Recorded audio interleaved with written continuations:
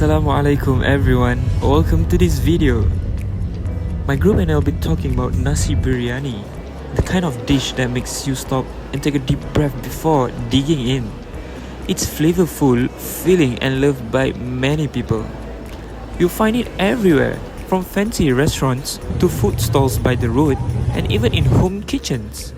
But each one has its own twist. It is served at weddings and cooked at home for special guests. It's part of our celebration, even big or even small. For our project, we visited 3 places: a biryani spot in a mall, a street vendor right by the train station, and a home cook we connected with through a friend. Same dish, different styles, different stories. So we asked, what makes every version unique and what keeps people coming back for more?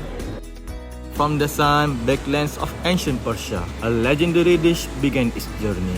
Fragrant, layered, and rich with spice, biryani was more than food. It was a celebration of culture and craft. As it reached Mughal India, biryani transformed, elevated in royal court, where saffron danced with rice, and every bite echoed with imperial grandeur. In the majestic kitchens of Mughal emperors, it became an art form, slow cooked, meticulously layered, and served as a symbol of status and hospitality. Then it traveled further, carried by traders, migrants, and memory. In Southeast Asia, especially Malaysia, biryani found a new rhythm. In Indian, Muslim restaurants, tradition simmers in steel pots, stirred daily with devotion. The air is thick with the aroma of cardamom, cloves, and curry leaf. The flame beneath the pot keeps history alive. Today, nasi biryani is more than a meal. It's a symbol of movement, memory, and belonging. From royal kitchens to roadside stalls, it tells the story of migration, adaptation, and the unifying power of food. In the heart of traditional weddings, nasi biryani is not just food, it is a symbol of unity and celebration. Served on large trays, it brings people together, turning a meal into a shared experience of joy and tradition. Across generations, families gather around nasi biryani not just to eat, but to connect. The act of sharing this rich, aromatic dish reflects deep-rooted values of hospitality and generosity. During Eid or Deepavali, nasi biryani bridges faith and festivity. In mosques and homes, it becomes a gesture of gratitude, a way to nourish both body and soul, and to remind us that food has the power to unite us all. So, nasi biryani, more than just a meal, it's a tradition, a celebration, and a bond passed from plate to heart.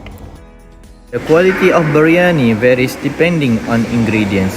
While premium basmati and saffron signify luxury, street vendors make simpler versions with local rice and basic spices, making it affordable for the working class. This is black pepper, this is cumin seeds, cinnamon sticks, this is coriander. This is what do you call it in Malay? You seen this one? Yeah, I've seen that one. Yeah, I've eaten before. Cannot eat. This is green cardamom.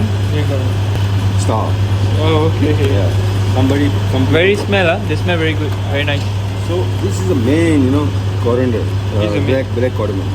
Especially this is biryani masala. Biryani masala. I forgot to tell you. Oh yeah.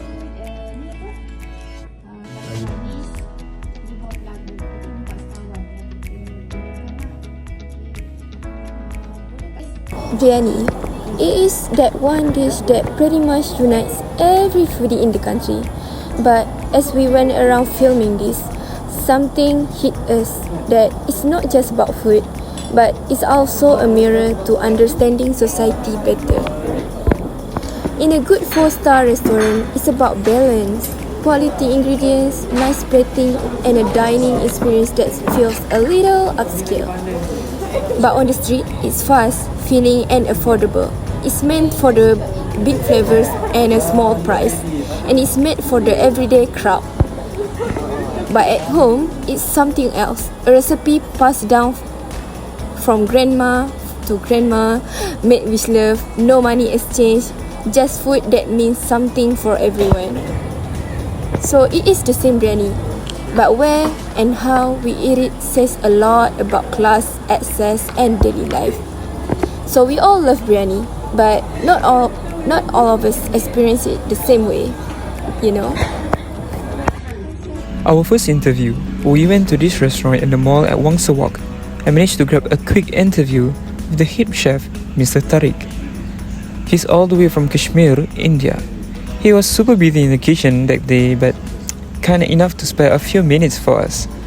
He shared how the biryani here in Malaysia uses few spices compared to the bulk layered flavors back in India. Yet, despite the difference, they've built a loyal base of regular customers who know it's good and don't mind the price because the taste speaks for itself. Biryani is not just about food. In many homes, it is a tradition carefully passed from one generation to the next. Suhaili, the woman who we decide to interview, is a woman who got married into an Indian Muslim family. She did not just learn how to make biryani, she inherited a story, a recipe passed down from her mother-in-law that is full of family, memory and meaning.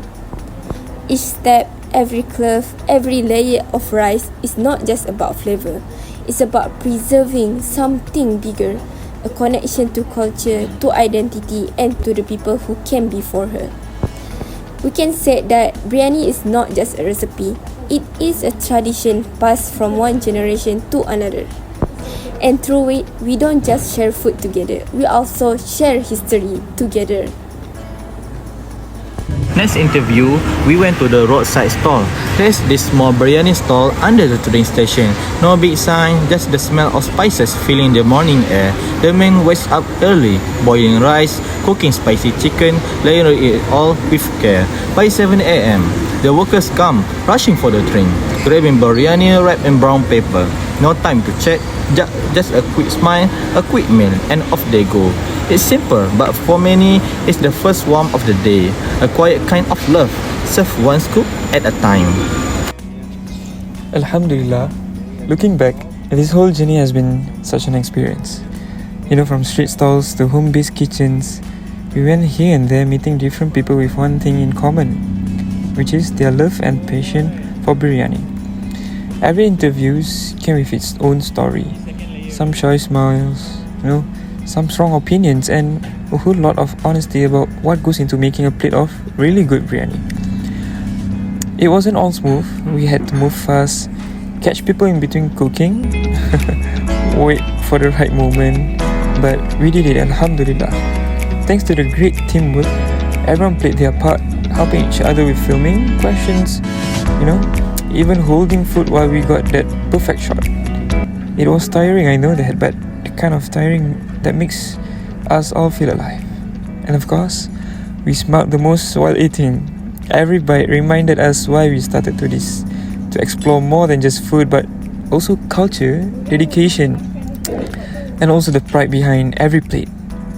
This biryani journey, alhamdulillah, definitely one we will never forget.